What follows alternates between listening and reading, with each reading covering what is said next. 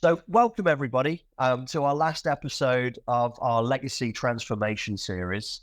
This is episode 4. Before we begin, I'm going to introduce you to my colleague and our technical director, Mark Simpson. Hello, Mark. Hi, Reuben. Good to see you again with the Men in Black. What I wanted to do really is to scope out and flesh out what we're going to be doing today. And really, we're going to be charting the course for where you start in that modernization journey and how we go about it. So there's going to be 8 steps that we're going to talk about that we would call an application assessment. So, Mark, your job really today, hopefully, is to talk us through those 8 steps, why they're valuable, and what you're going to get from this leading in to that deliverable roadmap that we've not really talked about. Does that sound good? Yeah, that sounds good. Of course, we see a lot of people taking on modernisation projects and just look at what the end goal should be without considering how they can use what's there and what will prevent them. So these 8 steps will help them with a bit of a guide of the things you should consider, the dimensions you consider as you start off. Okay, well, let's get cracking. So, Mark, we're on the first dimension, and we call that technology. Talk us through why that's so important in the foundations that we're looking to build.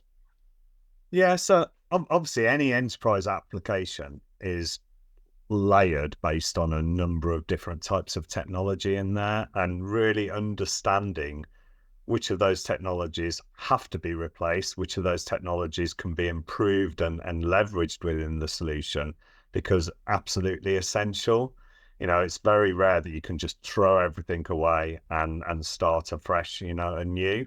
So one of the first things we do is do a technology assessment. We've actually written a little tech debt product that is very useful within this, that kind of categorizes out of 4 different layers of your application: the UI, the services layer, the data, and the platform.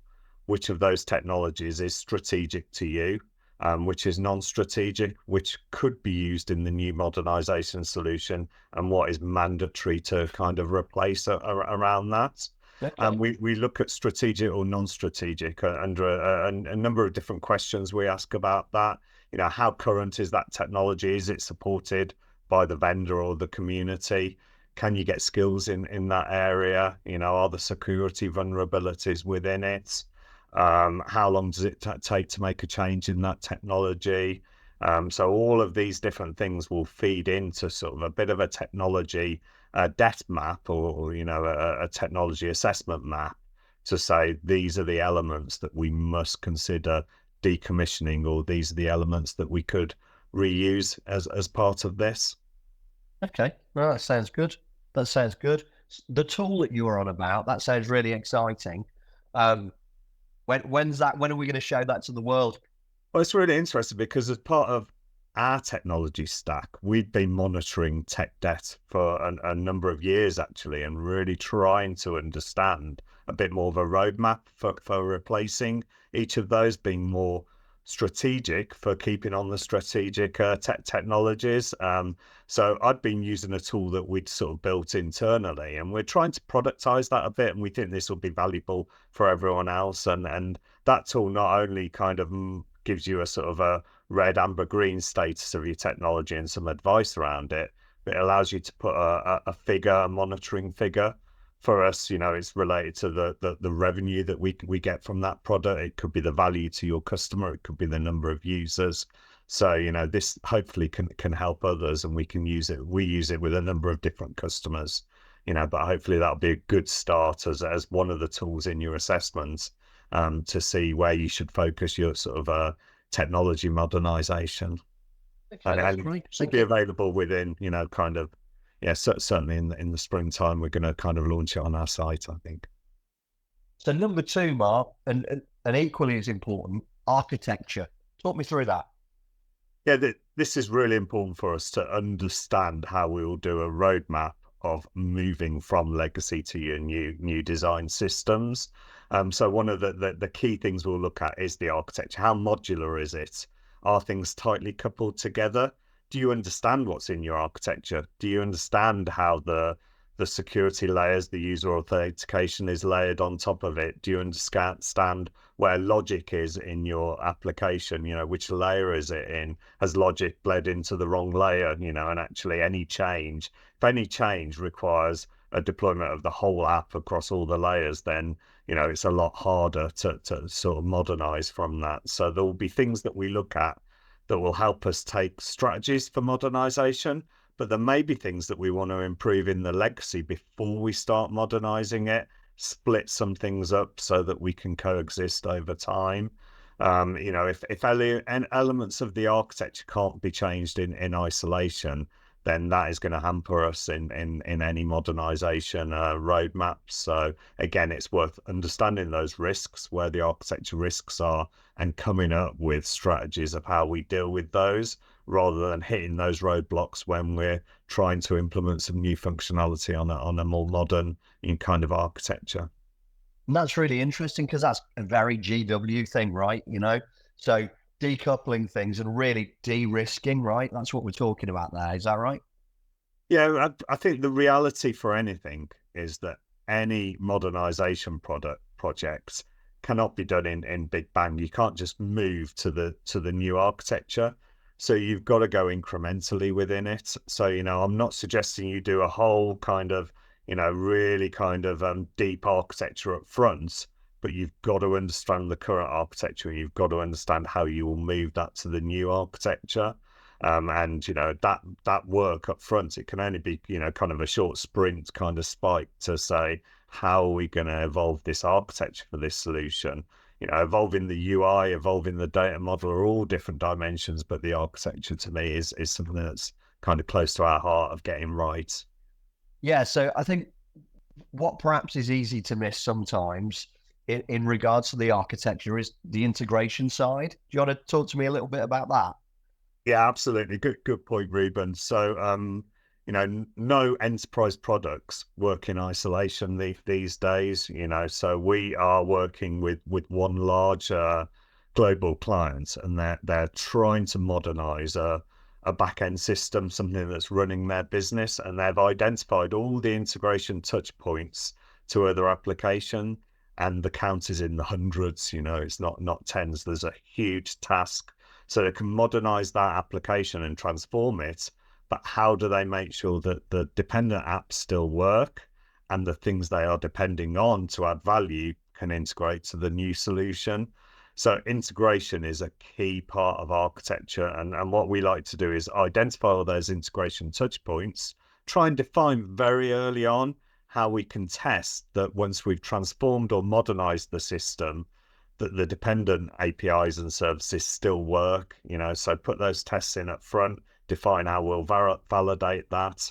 And then for the dependent services where we're reliant on another system to provide us data or functionality, how can we isolate that into a separate kind of connectivity layer so that we can say that will not be affected by the changes that we're making?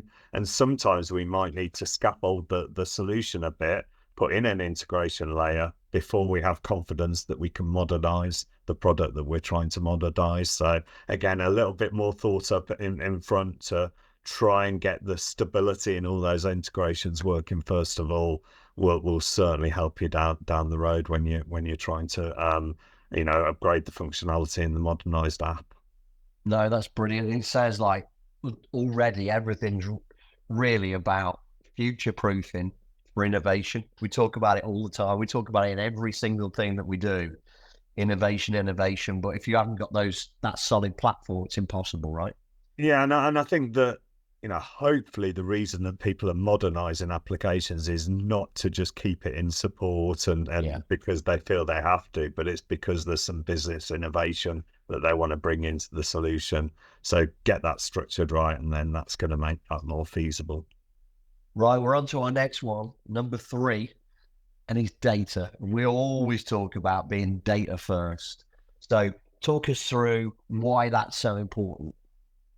Well, yeah, Reuben, how much I love data, and talking about data. I can talk to you and all day about that. So, really kind of the crown jewels of any legacy application is its data. That's the thing that's going to remain when you move to the new solution.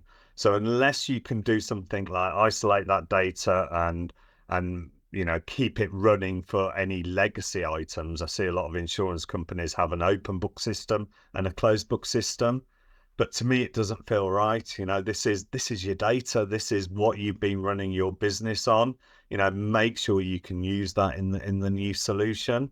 And I also see a lot of technical people treat data just as a storage layer. Just I'm gonna, dump my data into the database and then retrieve it when I need it, rather than seeing that as, actually describing what your business is doing, describing what your customers are doing in your systems.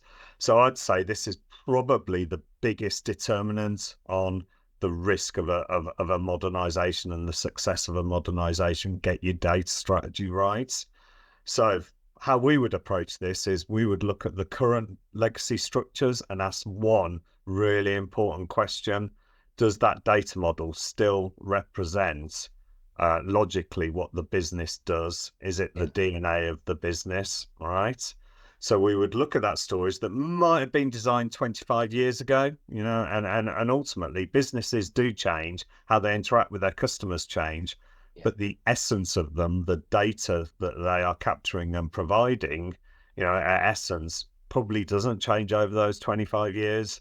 So, maybe people got it wrong 25 years ago. Maybe it's evolved away from what it was intended to do. But that's the first thing we would do. We would look at the data model and say, is it fit for running the business on? And we use a number of techniques for this. We have a few tools that help us extract out of that database almost a logical, a semantic view of that data. So don't worry about all the joins in the database and how it works. What really is the entities in the database and how do they interact? We also use fairly traditional techniques based on that have spawned really from relational data analysis. The idea of this is look at the screens, the reports, the forms that the users are using, all of the policies the user are using, and try and extract out of that a data meaning.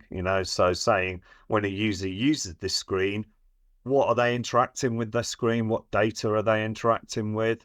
And then we compare that to the API designs or the services designs and the data model and say, how close are they? How has the way that the users and customers are interacting with the organization changed from the way that the database is representing that data? And that gives us a real good view of saying, whenever we do data migration or whenever we design the new data model, let's realign that with the essence of that business, right? And I say, again, biggest failure in data migration projects is when you're trying to move data from an old system to a new system with totally different semantics. And, the teams really struggle with doing that mapping. Whereas we fundamentally believe you move the old data to a representation of that data that maps to the business as it is now, and then find the best way to design the storage and the data to really, reap new usages of that data, whether for storage or whether for analyzing, whether to feed into your large learning modules to look at how to innovate, use that data in a new way, right? So that extra step of saying what is the essence of what your business does within data and mapping the old system to that, we think is probably the biggest success factor of and I love that. I think from a stakeholder point of view, it really appeals. It's just so simple, and it means that you're not building a system per se that can change the business. The business is the key driver, and I think that will really resonate with a lot of business leaders. Yeah, and I think if business stakeholders can't see themselves and their organization in the data, then you've got a problem. You need to be able to give them a view of their data that means something to them, that means their business, say, yes, that's what we do as a business. And you'll be amazed how many sort of legacy systems have moved away from that over time. And you really can't see, the essence of your business in your database or your data model. So let's realign that first before we migrate and build on top of it. Mark, we're now on to element 4 that we call functionality. So talk us through again why that's such a big part of the puzzle. Yeah, and I think there are multiple reasons why people want to modernize legacy systems. Often they are technical, that things are out of support, but often it's because it's not supporting the business to remain competitive in their industry. It's not allowing them to innovate. It's not allowing them to improve their processes within that. So part of our assessment is to really look at that and see whether the functionality in this application or the product that you're modernizing is complete from an end-to-end perspective. Is it doing what the business stakeholders require from it, what the customers require from it, or the users require from it? So, again, fairly simple sort of service design techniques we use here are things like a service blueprint that allows you to map through the user's journey and look at what is above the line of visibility to the users or the customers, what they see within the application, and then what is done behind the scenes in the back office. And if we map all of that out, what we'll often look for is workarounds, manual steps, inefficient steps within that. And all of those lead us to believe that that legacy system is not quite supporting as efficiently what the business need to do. And we can often, extract out of that a number of improvements that a new system could deliver, or any modernization of this system can address. And if we couple that with any product backlogs, how many things have been on a product backlog where the business have wanted it done for years and years, but it keeps slipping down because the priority list, because it's just so hard to do with the legacy estate that you've got in place. We'll look at the defect list, how many defects are coming in. That's normally a sign that the functionality is not quite right in supporting what the business needs. Yeah. And then we'll often do a little kind of innovation workshop to say, if you weren't constrained by this application or the product, what would you do as a business to add more value to your customers? Where can you see the vision of what this could become? And that helps you build into the roadmap, not just a like for like replacement of the system, but you can start chipping away at these kind of opportunities for, increasing the functionality, for making the functionality more relevant to where the business is today, and ultimately to start adding some business innovation early on in that legacy modernization. Yeah, I think that's really important. I've seen some of those innovation sessions firsthand, and I've seen what a fun day it is and how every single part of the business can add value into it. And I think sometimes we think that this process before a long process can be a little bit hard work, right? And I think that's almost where the fun comes from. Those innovation sessions are just really enlightening, and you can come away with 2 or 3 key elements that you can really get excited about, right? Yeah, and I think our sessions really focus on starting with the business innovation. What can it make a difference from? So we won't be going into those and saying, should we build a chatbot into your application? Yeah. More, are there any better ways to engage with your business users? What data would you like to see in this system? And a lot of teams, when they approach legacy modernization, shy away from that up front. They will say, first of all, let's lift and shift, get the system onto a new platform, and then we can innovate. And what ends up happening then is often those first phases get really painful because the business are not engaged with that. They are saying, we've had this system for many, many years, many decades often, and you're coming through and you're not giving us anything new. So you need a bit of that carrot, help us redesign this data, help us re-architect this system, help us, coexist the functionality, and we can start slipping in some of the innovation that you've craved for many years. Yeah. So at least get the vision there. You've got to be confident. You've got to be confident you can deliver this. You don't want to overpromise there, but you need to get a bit of a kind of a vision of once they have a new modernized system, what can they do with this, and you may want to build that into the first phases at that I time, think, or at least the foundations to be able to deliver that. yeah, I think there's a lovely human element to that partnership as well, because that's when it really starts feeling like there's actually no separation between teams. Yeah. You're all on the same page, and you're all helping things to kind of move forward at the same pace. Yeah, the So I think that's one important. team approach is quite important to us, even in legacy modernization, let alone new product developments, right? Well, we're on number 5 now, and we call it UX, user experience. Talk us through why that's so meaningful. Yeah, no, I think I see this a lot with legacy systems where actually the user interface has not evolved with expectations to users. If any business user will be using applications and websites for social use as well. And when those are so intuitive and easy to use, but the business application that they're running their business on is has not kept up, is clunky or is inefficient to use, or just isn't appealing to the eyes. They're having to search for data, or they're having to go through multiple screens. It just sets you off on the sort of wrong footing for using and engaging with that application. So we see a lot of applications, legacy applications, getting bad press within their own business, basically because of the user experience. The workflows are too cumbersome. It's really hard to identify what tasks you need. The right data isn't being presented to that task. So I don't mean just the brand and the colors, but often that's part of it. If you see a fresh looking design, it's more engaging, to work with. So one of the things we would do when we're looking at a legacy system is saying, well, is there anything we could do immediately with the UX design? Can we upgrade that front end while still using the services and processes in the back end? Give it a bit of a facelift and bring it back on brand with the system so it looks like a more modern system. But more importantly, is there anywhere where we can default data? We can automate some of those tasks. We can turn a 10-step process down to a 3-step process, to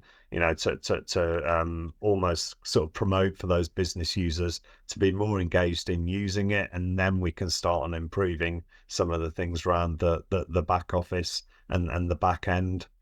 Right. So, really important when we look at a modernization process is to take the UX steps that we always take on products, to understand the user journey through the system, to do screen prototypes, wireframes, followed by, high fidelity prototypes to give them the vision of how it could look, and make sure whatever we replace the legacy with is very engaging and gives them the data in the most efficient way as possible. My measure of a good system is that the UI makes it look simple, even if it's a complex system. And often the legacy systems are far from that we see. Yeah. Well, we're on to number 6, and I think it's a topic that quite often suppliers don't want to talk about, right? They want things to go on for as long as possible with as many people as possible, but it's that little 4-letter word, cost. So talk Okay. us how we frame that out. Why do we think that's so important from a delivery point of view? Yeah, I think the software industry have always been poor about reflecting the total cost of ownership of solutions. So, people will factor in the development cost, the delivery costs of the first solution, any subscriptions, etc., any support costs. But actually the cost of, the human cost of maintaining things, the impact on the business of not rolling out changes or of defects, it's always been kind of fairly weak, I think, in the industry. So again, when we're looking at a legacy system, people may feel, well, actually, we've not got many developers working on it anymore. It's actually not costing the business much. But actually, when you factor in the extended support costs that may occur, the cost of fixing issues, the cost of not innovating in that solution, then suddenly you're starting to get a business case for saying, well, you leave it on a maybe what's perceived as a cheaper solution, right? You know, suddenly the business case stacks up for saying, no, let's invest now, bringing that up to the standard of our other products, and you know, being able to leverage the advantages of that, and over time start to minimize the cost of that. We see a lot of legacy systems whereby our customers have negotiated with the sort of vendors extended support, you know, with the idea that, well, we're going to be off this within 12 months, so we can pay a premium for specialist support. You know, in my view, it's never a good idea if you don't really have an end game for that. Yeah. So one of the things we like to do when we look at a legacy system is really evaluate what it really is costing you. You know, what is the cost of skills? You know, is there plentiful, cheap resources in that technology, or is it very specialized, very expensive resources, right? The software, is it in support? Is it already covered under your license cost that you paid? Or are you coming to a period where you've got to pay for extended support? The hardware, you know, often kind of ignored. You know, if this is a cloud SaaS solution, if it's still on premise, then that hardware, you may not be paying for it now, but you may be reached with a big bill to get that onto a supported version or to replace that. So, you know, there are a number of elements really to assess what this legacy system is really costing you in total cost of ownership terms. You know, and it's something that can't be ignored when you're looking at how to migrate that, or maybe the roadmap for doing that. You might need to get it onto a supported platform first of all. You might want to get it off the hardware that it's on first of all. You may want to leave some elements of the solution because actually those aren't costing you that much, and you might want to focus on the real costing elements that are going to move out of support. I think people listening to that, you know, especially stakeholders and especially people that will be signing the checks, will find that a really refreshing modern approach, a grown-up approach to what is going to be absolutely key in the making all these big decisions that clearly they've got to make, you know, Yeah, and when those big decisions take place. I think in one of our other conversations, we talked about how do we know what horse to back from a technology point of view? And that really taps hard into this, right? So we can't make those decisions for you, but what we can do is give you best advice on what products, what services, and what is trending in the right direction that will see you over the next 10 years be in a really good place. yeah, and I think that the big sort of phrase I use is you don't want to be trapped in your new technologies as well.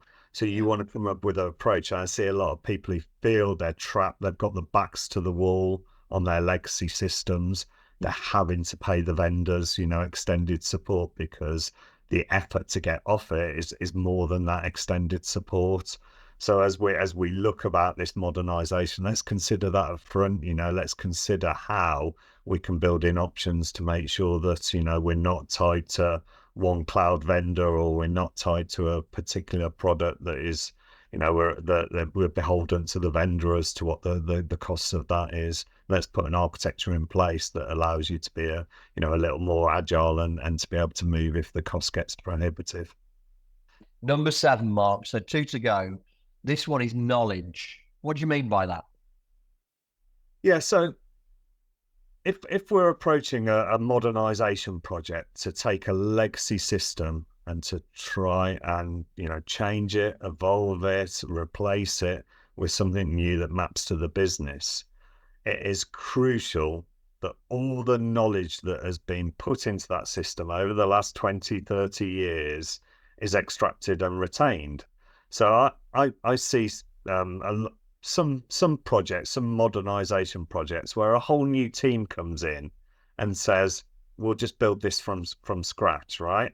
And then they will miss rules, they'll miss subtleties into why the user wanted it to work in a certain way.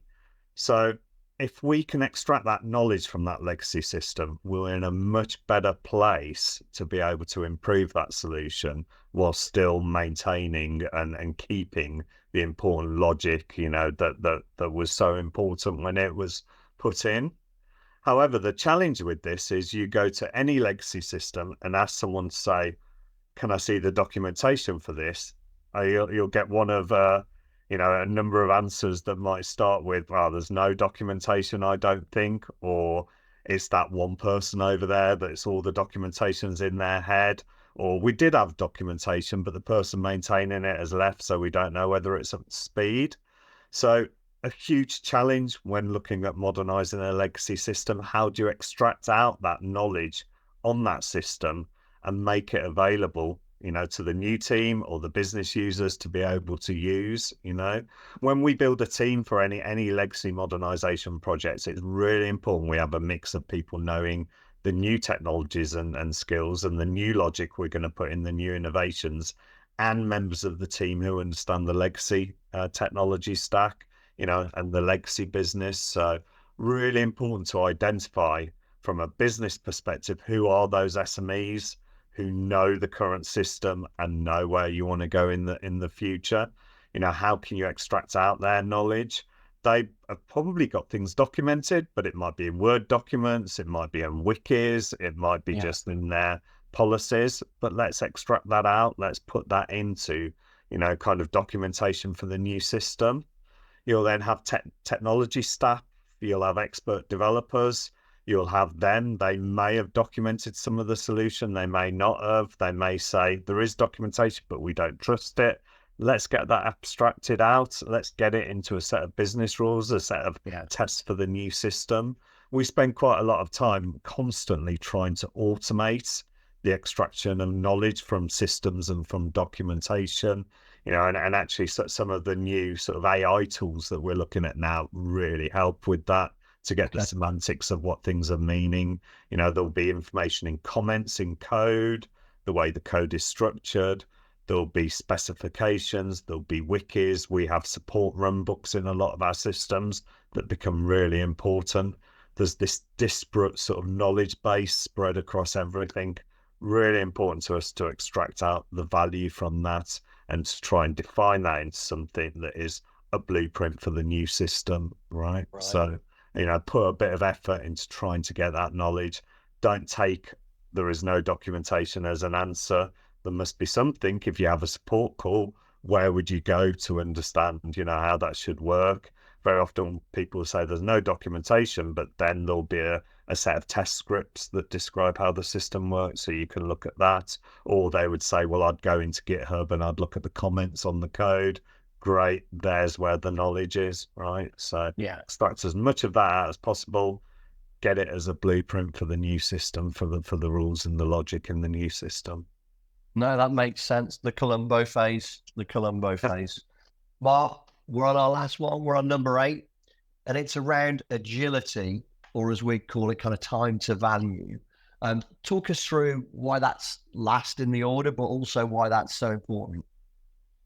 Yeah, and this cuts across both the business and the technical side of things. And with good product teams, you will often see them measuring how long it will take a change to get into production and how accurate is that change when it's gone into production.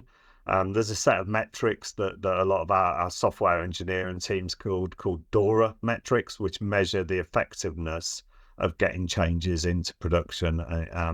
And really, a lot of DevOps team use it to measure how effective they are. I go into a lot of organizations who've got something like that in place for their new technologies and their new product development. And you say, oh, do you measure that with this legacy system at the moment?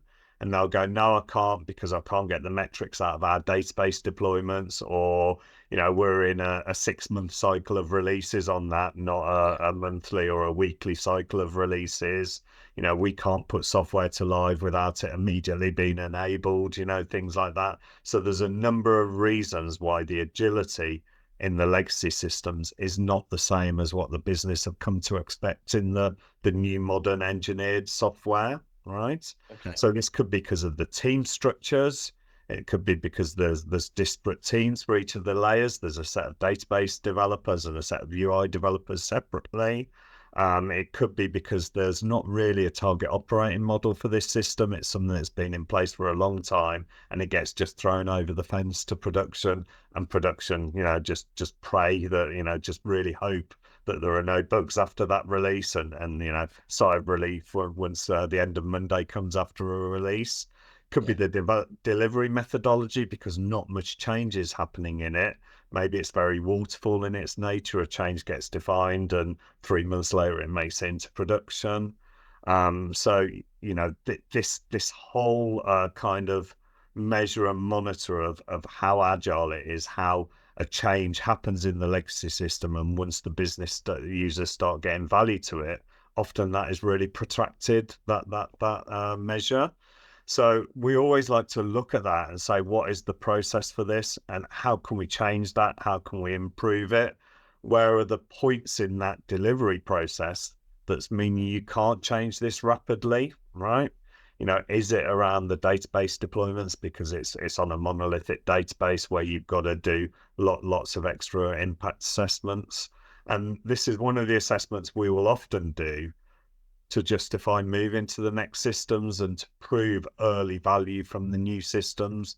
So when we put a new system in place, when we do make a change, that will be available, a week or a month after that change has been requested. That's hugely valuable for the business users. And I would say that that's one of the items that we use to get the business stakeholders on board. Very often legacy modernization projects stall at the front because the business stakeholders want to get every single requirement into the first phase, because they are worried that the first phase will take 18 months and then there won't be the budget for a second phase, right? So as we're modernizing these, trying to show them that we can be more agile now, we can put an MVP in, and then a month later, the enhancements will come, and getting through that cycle kind of really helps them get the buy-in to be part of that one team approach, and understanding that there will be product enhancements, there will be asset improvements to that product, and it will be a continuous delivery now, right? Yeah. But to enable us to get to that stage, we need to assess what the current delivery is within that legacy system, what's stopping that, because you don't want to promise that and then say, oh, one of the dependent systems is stopping us from doing continuous releases or even monthly releases. So Yeah. huge bit of our assessment is to understand what that pipeline from inception of a change to going live and then getting value to the business user is, and mapping that out. So, Mark, thank you for that today. I think, going through those 8 elements, essentially our assessment, will be meaningful to people that have got these issues that we've talked about over the last kind of 4 or 5 weeks. It sounds complicated. It sounds like it's typically IT and drawn out. How long would getting those 8 dimensions into place, how long does that take? Yeah, and of course we've talked through a lot of foundation elements there. That is based on our 20 to 30 years experience of dealing with modernizing legacy applications, right? So for someone new coming to us, it's how do you start? And we always start with just a bit of an assessment across those dimensions of where people are. And that doesn't need to take a long time. We've got a lot of automation that helps with that. We've got questionnaires that we've used many times before. We know how to run the workshops and the interviews so that they can be fairly focused to extract out that information, right? So, I would say the biggest important thing, rather than thinking about is this going to take a long time, is how much people are committed to doing the right thing in modernizing their legacy application. If this application is not felt as business strategic to them and they just want to get out of support, then running an automatic kind of upgrade to maintain the poor UX and not have the data map in their business may be the right choice. I see a lot of projects sort of muted as lift and shift, just get it onto a new technology platform. But if this application should be strategic to the business, then it's worth getting the commitment from business users and technical staff to just do a short phase of a bit of an assessment, say what are the reasons why this legacy application is hampering their business at the moment. extracting out that knowledge, understanding what the data model should be for future, understanding the roadmap of how you will approach this migration. So it's not, an approach of saying we'll go away from 12 months and you'll have an application that looks very similar but is on supported technology. Yeah. It will be what module is so important to you, first of all. How should we approach this? Which are the integrations that are so key to make sure that we make backwardly compatible? To sort of do that assessment in a short period of time of, weeks, not months, depending on and how quick it can be, depending on the the availability and the commitment of the business to move forward on that. Do that assessment and then map out a roadmap to be able to deliver an MVP of the new product that maybe will coexist with the old product, starting to bring in innovations, and then prioritize the completeness of the new products that we build. No, again, that's really useful, Mark. So thank you for your time today. I think anybody that wants to engage or is interested in an assessment, we'll come back to your comments. You're welcome to link in with Mark Simpson and myself, Reuben Boughton. So any questions come to us direct. Really enjoyed those sessions, Mark, and I'm looking forward to our next ones, which we'll tease out shortly. Thanks again. Yeah. Okay. Thanks, Reuben. Thank you.